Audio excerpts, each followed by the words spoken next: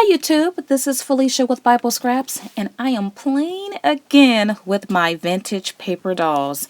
And by far, this is my favorite paper doll of all time. Her name is Lydia. When I first discovered vintage paper dolls several years ago, I think this was the first one I saw, and I was super happy because I'm a 70s baby. I'm a 70s girl. I love all things Afro, and this doll was manufactured in the 70s, actually 1970.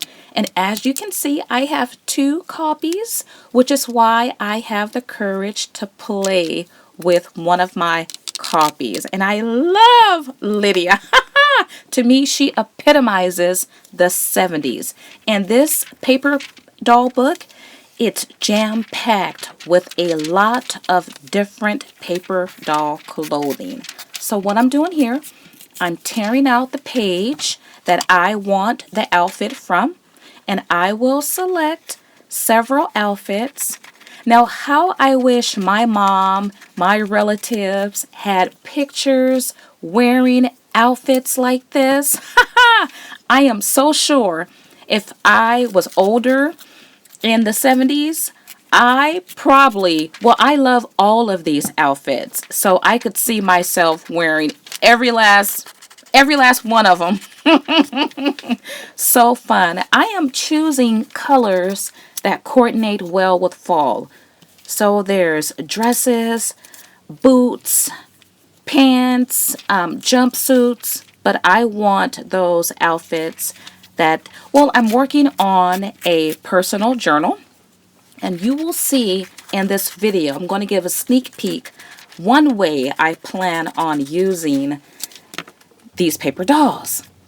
So I'm going to do it the way the young girls did it back in the day, and that was with their precious little hands and scissors. We call it fussy cutting. So I am fussy cutting out my dolls. Now this paper, it's not super thin, but it is on the thin side. Some paper dolls, they come with a thicker paper.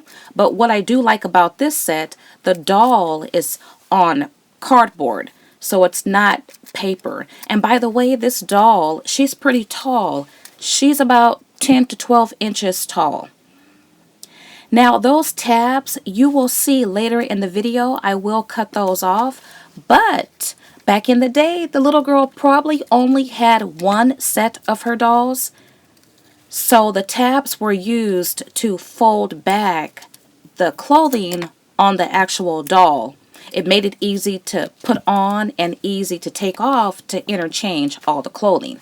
For the hat, I'm going to apply it on a piece of cardstock. And, well, I want the hat to be sturdier. So you saw me layer that, and now I'll cut off the whole hat. And then later too, I'm going to cut off those tabs because they're not going to be needed in the way I'm going to use mine. Now I have made copies of my original doll because this is my plan. I'm going to use original clothing for my different copied dolls. Once again, you will see how one way I will use my paper dolls. All right, you guys, I have everything cut out. You see my original doll here, and you see the copies I made, and I'm just noticing that these two are the same color, but this one is different, and that might be due to the paper that I used. I just don't know what color or what type of paper I used. But you see my dolls here. So these are the original clothing, and this is the original doll, and these are all copies. In the future, I will use my brother's Scan and Cut to cut out the dolls, but not the paper unless I glue a backing paper to it, because it's quite thin and I do not want to ruin my originals. Okay, but it's time to play. Okay, let's play with this one. Now you have these tabs here, and they just fold right over, right in the back. I will cut off my tabs because I will glue down my paper dolls. But check out Lydia.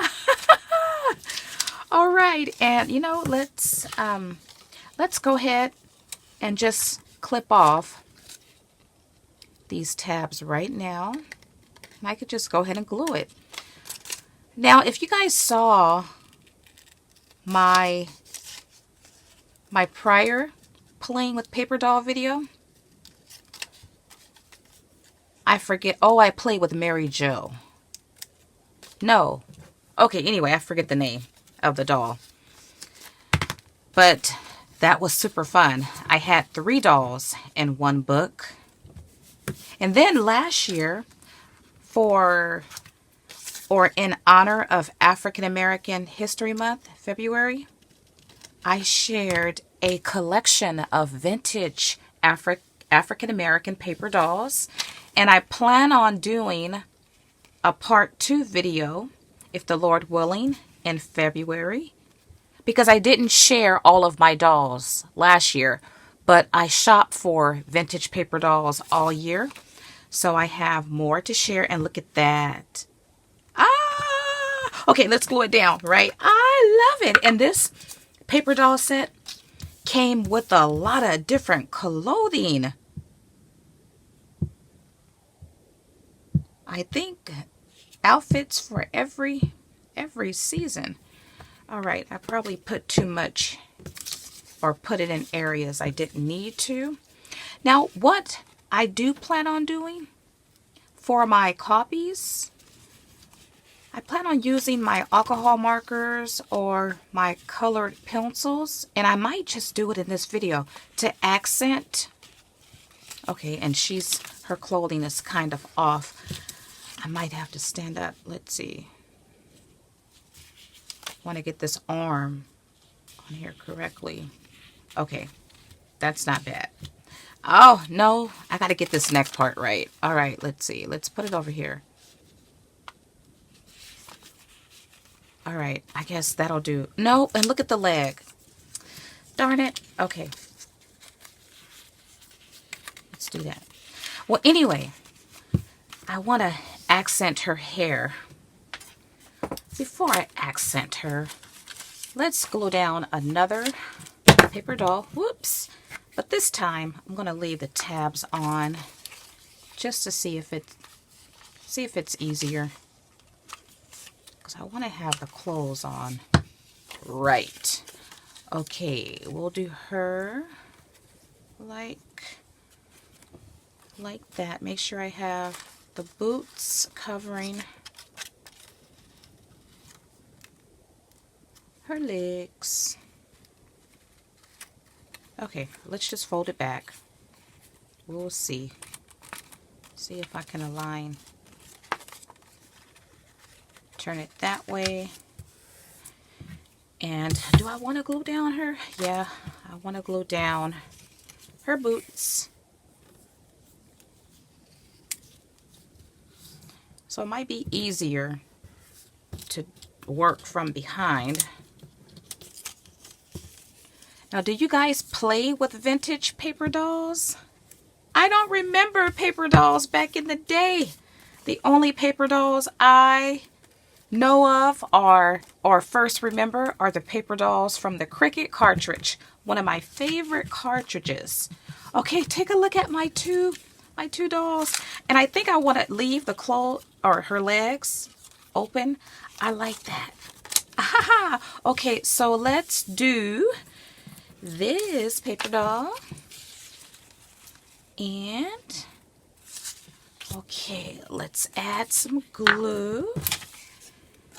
Yeah, this is really fun. To collect these are fun. I don't know what's all out there. I'm waiting for this author. I can't think of her name right now, but she's working on a book of African American paper dolls to tell a story. And she has a massive collection of paper dolls And not just the ones you could buy in the stores, but from magazines, just all types of paper dolls spanning back a couple hundred centuries. And I cannot wait until she publishes that book. But these are fun, right? Okay, we need to accent her. Okay, so I switched out this doll because she printed out too dark, and I did another printing. You see my 3 dolls here, and I'm going to add some simple accents. Like she has white earrings, right? So I'm going to use Novo drops. And I could make, you know, kind of not, I'm thinking I could make her earrings any color I like. Well, actually, let's do the buttons. There. Like so. Must remember not to touch that. And, you know, I like the white. I was going to give her a red earring, but I like this color. And I probably have added too much to the buttons. And I probably should have did this last because I want to give her a little bit of color to her lips. But I'm going to play around first with this doll. I know you can barely see it, but okay, I'm going to do one doll, but then again, I'm kind of scared. I don't think I want to use a gel pen because if I don't outline her lips correctly, it's not going to look right. I could see her makeup. I'm not sure if you guys could see it, but I think I'm going to leave it as is. But for her hair, oh, the hats, I'm not going to use the hats for her. I'm thinking, though, I could take a craft knife and cut the middle part open a little bit. Uh-oh, no. Okay, let's do this one again. Because I just made a boo-boo. Alrighty. So pearls is the last thing you want to do. Now the hair, I thought about taking a sponge of black ink or perhaps my Copic marker. And, I mean, I don't know how to shade, you guys. I'm going to play around with this one. Nah, I'm not going to use it. I would use a softer, maybe a gray. But I'm going to leave it as is before I mess up this pretty girl. Alright, you guys, here are 2 of my paper dolls, and my Nova drops have dried. And let me give you a sneak peek one way I plan on using my vintage paper dolls. Well, I'm working on a personal journal for myself, and I'm also working on journals to sell. And you see this paper doll, how I have used it. Well, it's going to be like a tab, a tuck on one of my pages. Now take a look at her face, because I started playing around and I couldn't fix my mistake, and so now she has a permanent bruise on her cheeks. So I need to leave well alone, right? But hey, I was still going to use her. I tell you, mistakes and all. And I also took my black Copic marker. I tried to give her some highlights, but now she just has a fro. I'll get better with my coloring, but isn't she gorgeous? Isn't this doll gorgeous? And I will do a flip through of my completed journal, but I want to thank you all for joining me for my second Let's Play with Vintage Dolls. And I do have a lot more to play with, so subscribe if you are interested. If you enjoyed this video, why not like it and give me a thumbs up? Well, I want to thank you all for watching. As always, blessings.